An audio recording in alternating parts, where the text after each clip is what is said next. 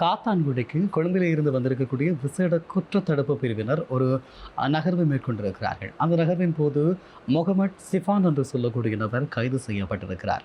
யார் இந்த Mohamad chiffon என்று தேட விளைக்கிற போது பின்னால் கிடைக்கப்பெறுகின்ற ஏராளமான குற்ற பின்னணிகள், திடுக்கிடுக்கின்ற பல தகவல்கள் தொடர்பாக இன்றைய நாளில் சற்று விரிவாக ஆராயப் போகிறோம். குறிப்பாக சொல்லிக்கொள்ள வேண்டுமாக இருந்தால், உங்கள் எல்லோருக்குமே தெரியும், கிழக்கில் ஒரு கொடிய ஆயுத கலாச்சாரம் கடந்த காலத்தில் நிலவியிருந்தது. அந்த ஆயுத கலாச்சாரம் என்பது பலரை பழிவாங்கியிருந்தது, பலருடைய உயிர்களை குடித்திருந்தது. அப்படி மிக கொடூரமாக இடம்பெற்றிருக்கக்கூடிய அந்த நகர்வுகளினுடைய ஒரு அங்கமாக இந்த கொடுகொலை சம்பவங்களில் ஈடுபட்டிருந்த ஒரு குழு திரிபோலி பிளட்டோன் என்று சொல்லக்கூடிய ஆயுத குழுவாக காணப்பட்டார்கள். இவர்கள் தொடர்பாக, இவர்கள் மேற்கொண்ட கொலைகள் தொடர்பாக பல்வேறு சாட்சியங்களும் பல்வேறு கருதுகோள்களும் இருக்கக்கூடிய நிலையில் இப்போது அவர்கள் சார்ந்தவர்கள் கொஞ்சம் கொஞ்சமாக அரசினுடைய குற்றப்புலனாய்வு தடுப்பு பிரிவினரால் கைது செய்யப்படுகிறார்கள்.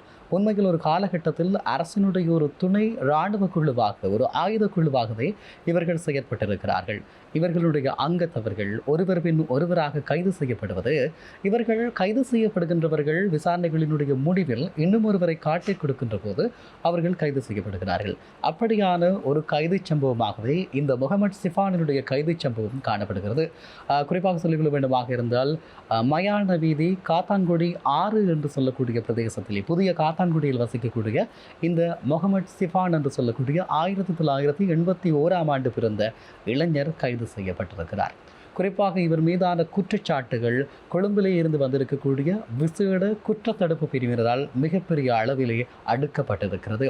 இது தொடர்பாக ஆராய முற்படுகின்ற போது அங்கிருந்து கிடைக்கப்பெறுகின்ற தகவல்களின் அடிப்படையில் நாங்கள் தேடுகின்ற அல்லது உங்களிடம் தர முயற்சிக்கின்ற இந்த விடயங்கள் என்பது மிகவும் பாரதூரமானதாக இருக்கிறது.